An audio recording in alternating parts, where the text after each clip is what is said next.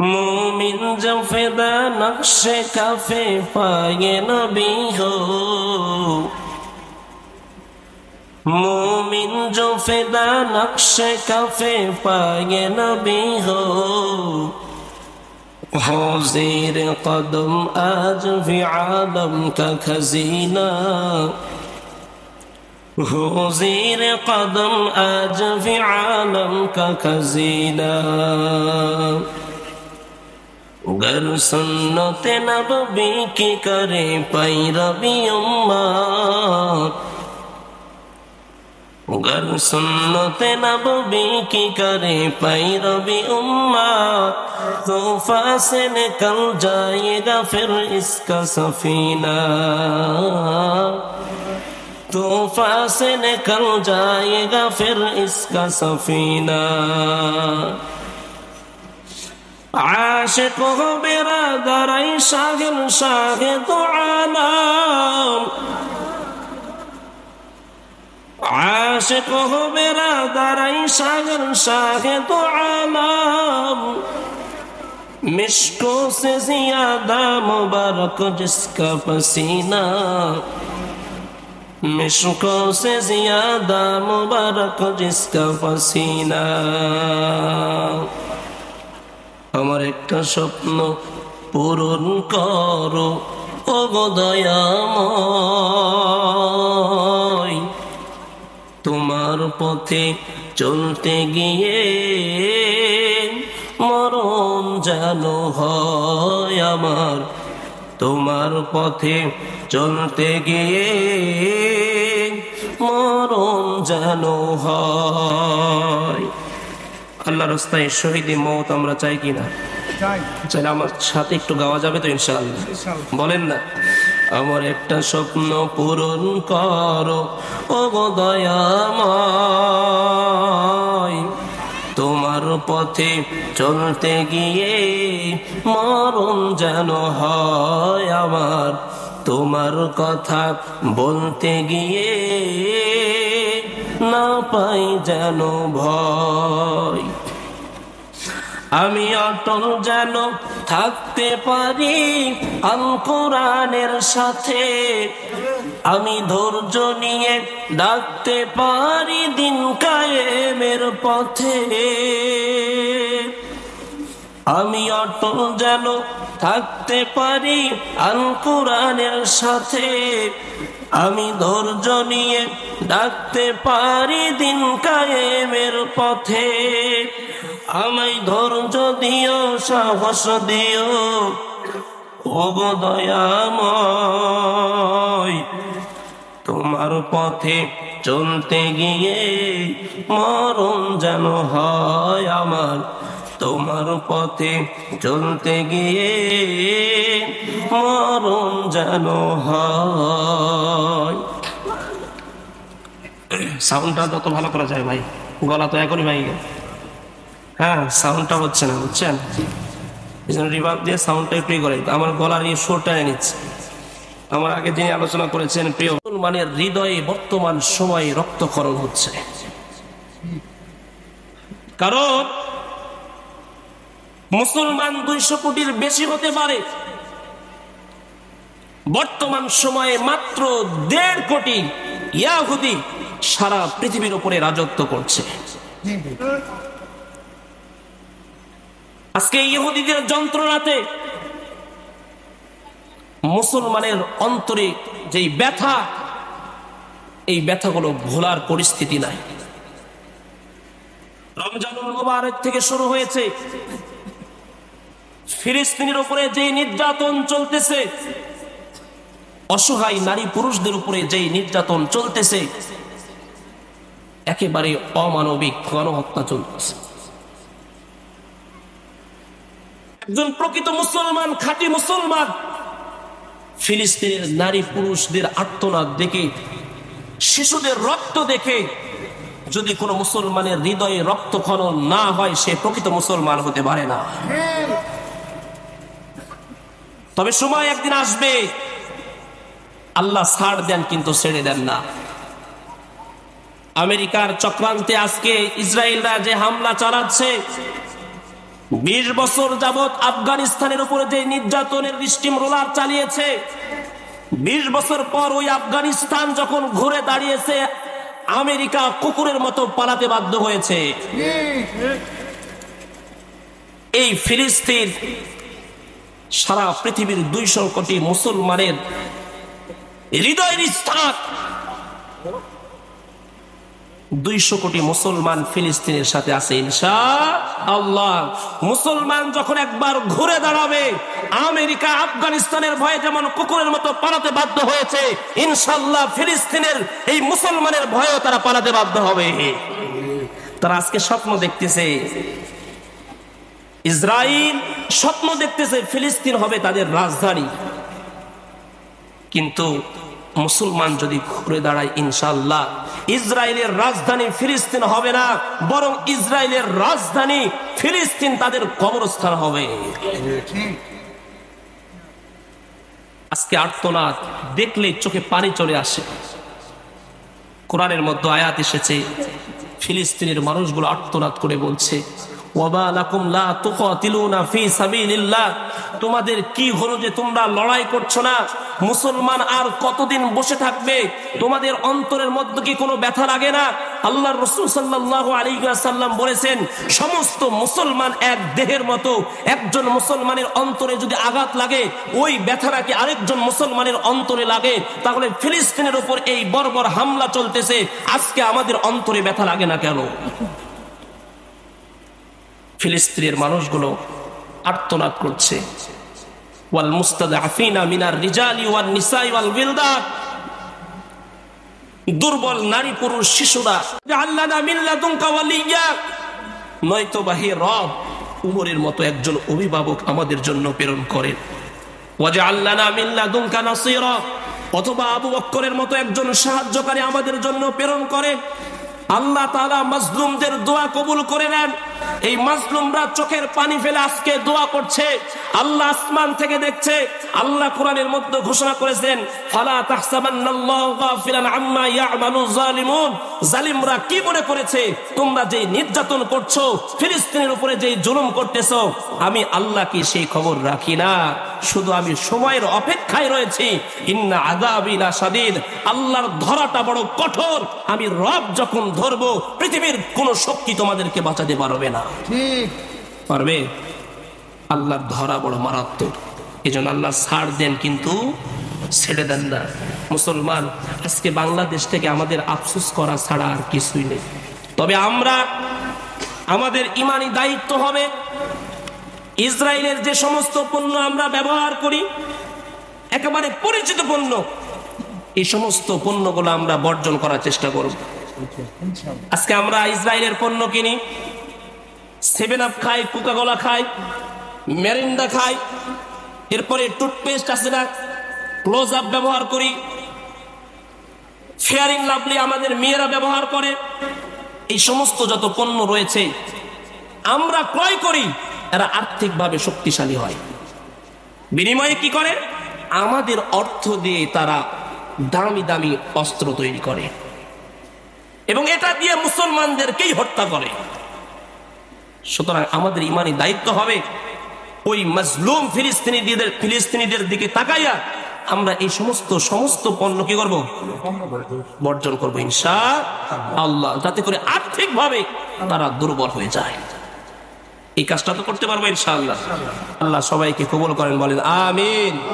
প্রিয় উপস্থিতি, পবিত্র কোরআনুল কারীম থেকে আপনাদের সুপরিচিত একটি সূরা তেলাওয়াত করেছি, সূরাতুল আসর।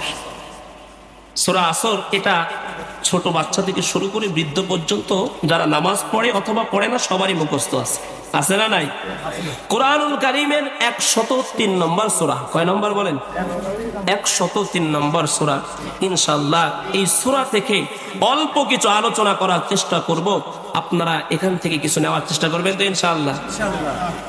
অনেকে আছে, হুজুর তো বিনোদন দিতে জানে না, এই হুজুরের বয়ান চলবে না। হ্যাঁ, যেই হুজুর বর্তমান সময়ে বিনোদন দেয়, একটু হাসায়, ঠাট্টা করে, মস্করা করে, এর বয়ানটা বাঙালি বেশি খায়, ঠিক না ভাই? ঠিক। আর এরা বেশি ভাইরাস, এরা বেশি কি ভাইরাস। এরা আসলে লোক হয়, কিন্তু আমার মতো যে বক্তা আসছে লোক নাই, এরা তো দেখেই নি, কোনোদিন চিনি না, এই তো ভাইরাল না। তো যাই হোক, কুরআনুল কারীমের এই ছোট্ট সূরা থেকে ইনশাআল্লাহ আলোচনা করব। অল্প সময় আমাকে দিবেন তো ইনশাআল্লাহ? আল্লাহ কবুল করেন, বলেন আমিন। আল্লাহ সুবহানাহু ওয়া তাআলা কুরআনুল কারীমের এই 3 আয়াত বিশিষ্ট সূরার মধ্যে যে গুরুত্বপূর্ণ কথাগুলো বলেছেন, আল্লাহ বলেন ওয়াল আসর, সময়ের সমস্ত মানুষ জাহান্নামী। এতটুকু বয়ান শুনে কেউ যদি বাসায় যায়, যাওয়ার পরে কি বলবে? আজ থেকে নামাজ বাদ, রোজা বাদ, যত ইবাদত সব বাদ করে লাভ কি? কারণ হুজুর বলছে, ও আল্লাহ কসম খেয়ে বলেছে যে পৃথিবীর যত মানুষ আছে সমস্ত মানুষ জাহান্নামী। আর আমল করে কোনো লাভ আছে? কোনো লাভ নাই। এরপরে কথা আছে না নাই?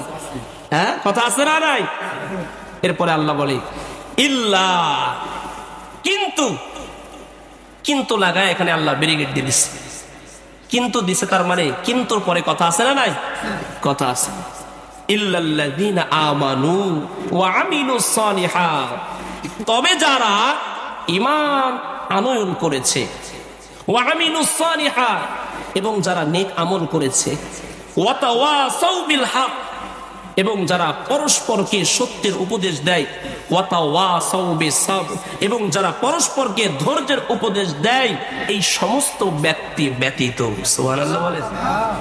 তার মানে প্রথমে আল্লাহ কসম করে বলেছেন দুনিয়ার সমস্ত মানুষ জাহান্নামী, কিন্তু 4 গুণওয়ালা মানুষ ব্যতীত। আরো আশ্চর্য হবে, আল্লাহ রসুল সাল্লাল্লাহু আলাইহি সাল্লাম, আল্লাহ তো বললেন সমস্ত মানুষ জাহান্নামী, কিন্তু রসুল কি বলে? রসুল বলেন কুল্লু উম্মতি ইয়াদখুলুনাল জান্নাতা ইল্লা মান আবা, যে আমার উম্মতের মধ্যে সমস্ত উম্মত জান্নাতি। জোরে বলেন সুবহানাল্লাহ। এবার পেশ লাগছে না? আল্লাহ কসম খেয়ে কয় যে সমস্ত পৃথিবীর মানুষ জাহান্নামী, কিন্তু রসুল হাদিসের মধ্যে বলেন আমার সমস্ত উম্মত জান্নাতি। আল্লাহ এবং আল্লাহর রসুলের কথার সংঘর্ষ দেখছে। কি বলেন? পেশ লাগছে কিনা? আল্লাহর রসুলও এখানে ইল্লা দিয়ে ব্যারিকেড দিয়ে দিচ্ছে। ইল্লার পরে কিন্তু, কথা আছে না নাই? ইল্লা মান আবা, তবে যারা আমাকে অস্বীকার করবে তারা ব্যতীত। আমার সমস্ত উম্মত কি? জান্নাতি, কিন্তু যারা আমি নবীকে অস্বীকার করবে তারা ব্যতীত। কিলা ওয়া মান ইয়া রাসূলুল্লাহ, সাহাবায়ে কিরাম প্রশ্ন ছুড়ে দিলেন, হে আল্লাহর রাসূল, আপনাকে অস্বীকার করবে কারা? রাসূলুল্লাহ সাল্লাল্লাহু আলাইহি ওয়াসাল্লাম হাদিসের পরের অংশ জানায়া দিলেন, ক্বালা মান আতাআনি দাখালাল জান্নাহ, যারা আমার অনুসরণ করবে, যারা আমার আনুগত্য করবে এরা হয়ে যাবে জান্নাতি। ওয়া মান আসানি ফাকাদ আবা, আর যারা আমার অনুসরণ করবে না, যারা আমি নবীকে মানবে না, আমি নবীর আদর্শ তার জীবনে বাস্তবায়ন করবে না, এরা জাহান্নামী। বলেন আমরা জান্নাতে যেতে চাই কিনা? জান্নাতে যেতে চাই কিনা? প্রিয় উপস্থিতি, এখন বিষয় হলো আল্লাহ সুবহানাহু ওয়া তাআলা এই যে 30 পারা কোরআন নাজিল করেছে, আমার কথাগুলো আপনারা একটু মনোযোগ দিয়ে শুনবেন, তাহলে হয়তো বুঝবেন। মনোযোগ না থাকলে বুঝবেন না। আল্লাহ তাআলা এই সূরার শুরুতে কসম করেছেন। আচ্ছা বলেন তো, আল্লাহ তাআলা এই যে 30 পারা কোরআন নাজিল করেছেন, এই কোরআনের মধ্যে একটা কথাও কি মিথ্যা আছে? আছে? যদি কেউ সন্দেহ করে ঈমান থাকবে? এবার বলেন, পৃথিবীর সমস্ত মানুষ যদি একদিকে হয়ে বলে কোরআন মিথ্যা, তাহলে কি কোরআন মিথ্যা হয়ে যাবে? আবার যদি সবাই একত্রিত হয়ে বলে কোরআন সত্য, তাহলে কি সত্য হয়ে যাবে? না, কেউ সত্য বলুক অথবা না বলুক, কোরআন কোরআনের স্থানে সত্য। কেমন সত্য? পৃথিবীর যত লেখক লেখিকা আছে, তারা যখন কিতাব লেখে, তাদের লেখনের শুরুতে তারা বলে দেয়, আমি যেই পুস্তকটা লিখলাম, আমি যেই কিতাবটা লিখলাম, এই কিতাবের মধ্যে যদি কোনো ভুল হয়ে যায় মেহেরবানি করে ধরিয়ে দিবেন, আমরা সংশোধন করে নিব। কিন্তু আমার রব যেই কিতাব লিখেছেন, সূচনাতেই শুরুতেই জালিকাল কিতাবু লা রাইবা ফি, ওপেন চ্যালেঞ্জ ছড়ে দিলেন, এটা এমন কিতাব যার মধ্যে সন্দেহের কোনো অবকাশ না। আচ্ছা, এমন কিতাব যার মধ্যে কোনো সন্দেহ নাই, এই কিতাবের ব্যাপারে সন্দেহ না থাকে এমন একটা কিতাবের সূরার শুরুতে আল্লাহ কসম করলেন কেন? তাহলে এখানে তো মিথ্যা নাই, কিন্তু আল্লাহ কসম করলেন কেন? আমরা কসমটা কখন করি? কোন একটা অবিশ্বাসযোগ্য বিষয়কে বিশ্বাসযোগ্য করে তোলার জন্য কসম করি। একটা বিষয় আপনি আমাকে বললেন, আমি বিশ্বাস করলাম না, আপনি সাথে সাথে বলেন আল্লাহর কসম এই কাজটা সংঘটিত হয়েছে। কেন কসম করলাম? বিশ্বাসযোগ্য করে তোলার জন্য। আল্লাহ তাআলা এখানে বিশ্বাসযোগ্য নয়, বরং কোরআনের সমস্ত কথাই তো সত্য, কিন্তু আল্লাহ কসম করলেন কেন? কারণ এই কসমের পরে আল্লাহ যেই আলোচনা করবেন, এই আলোচনাটা অত্যন্ত গুরুত্বপূর্ণ। আর এই গুরুত্বপূর্ণ বিষয়ের দিকে মানুষকে আকৃষ্ট করার জন্য, মনোনিবেশ করার জন্য আল্লাহ কসম করলেন, যাতে করে মানুষের গুরুত্বটা বেড়ে যায়। আল্লাহ শুধু এখানে কসম করেছেন না, বরং কোরআনের বহু জায়গায় আল্লাহ কসম করেছেন। ওয়াসসামাই যাতিল বুরুজ ওয়াল ইয়াউমিল মাউউদ ওয়া শাহিদিন ওয়া মাশহুদ ওয়াত-তিনি ওয়াজ-যাইতুন ওয়া তুরি সিনিন وهذا البلد الأمين والشمس وضحاها والقمر إذا تلاها والنهار إذا جلاها والليل إذا يغشاها لا أقسم بيوم القيامة ولا أقسم بالنفس اللوامة لا أقسم بهذا البلد وأنت حل بهذا البلد।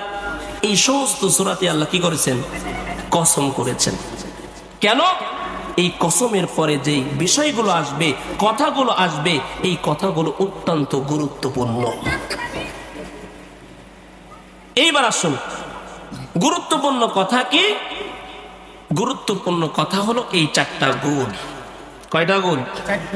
আমাদের চার মাযহাবের যে ইমাম রয়েছে, এদের মধ্যে একজন ইমাম বলে আল্লাহ সুবহানাহু ওয়া তাআলা সূরা আসর নাজিল করেছেন। এই সূরা আসরটাই যদি শুধু নাজিল করতেন, কোরআনের আর অন্য আয়াত যদি নাজিল নাও করতেন, এই একটা সূরাই মানুষের জন্য যথেষ্ট হয়ে যাইতো। বলেন সুবহানাল্লাহ। তাহলে এবার বুঝেন কত গুরুত্বপূর্ণ। আয়াত এবং হাদিস থেকে আমরা যেটা বুঝলাম, সূরার মধ্যে আল্লাহ বলেন চারটা গুণ অর্জন করতে হবে। কয়টা গুণ? এক নম্বরে ঈমানের গুণ, দুই নম্বরে নেক আমলের গুণ, তিন নম্বরে সত্যের গুণ। সত্যের পরস্পরকে সত্যের উপদেশ দিতে হবে। এরপরে চার নম্বরে পরস্পরকে ধৈর্যের উপদেশ দেওয়া হবে। আমার নবী ও হাদিসের মধ্যে জানিয়ে দেন, জমিনের মধ্যে যত উম্মত আছে সব উম্মত গুলো জান্নাতি। জোরে কোন সুবহানাল্লাহ। তবে যারা আমি নবীকে মানে না, আমি নবীর অনুসরণ করে না, তারা ব্যতীত আমরা যারা এখানে উপস্থিত হয়েছি, বলেন জান্নাতে যেতে চাই কিনা? টাটকা মিশা কথা। কি কথা বলেন? টাটকা মিশা কথা। কারণ জান্নাতে যদি আপনি যেতে চান, এর নবীর আশিকের দল, জান্নাতে যাওয়ার জন্য নামাজ আদায় করার দরকার আছে না নাই? বলেন আপনি যদি জান্নাতে যেতে চান, আজকে ফজরের নামাজ কেন আদায় করলেন না? আপনি যদি জান্নাতে যেতে চান, আজকে কেন যোহরের নামাজ আদায় করলেন না? আপনি যদি জান্নাতে যেতে চান, আজকে কেন আসর মাগরিব নষ্ট করলেন? আপনি যদি জান্নাতে যেতে চান, আজকে ঈশা নামাজ কেন আপনি নষ্ট করলে?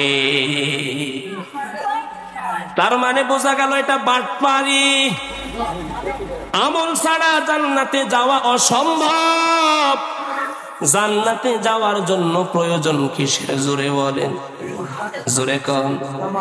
আল্লাহ বলে ইন্নাল আবরারা লাফি নাঈম ওয়া ইন্নাল ফুজ্জারা লাফি জাহিম। নেক আমল করবি, জান্নাতে চলে যাবি। জোরে কোন সুবহানাল্লাহ। নেক আমল করবি না, বিনিময়ে জাহান্নামে চলে যাবি। অতএব শুধু জবান দ্বারা বললেই হবে না আমি জান্নাতে যাব। জান্নাতে যাওয়ার কাজ করতে হবে, ঠিক না ভাই? ঠিক। এরে নবীর আশিকের দল, বাটপারি করলে দুনিয়াতে মানুষের সামনে করা যাবে, কিন্তু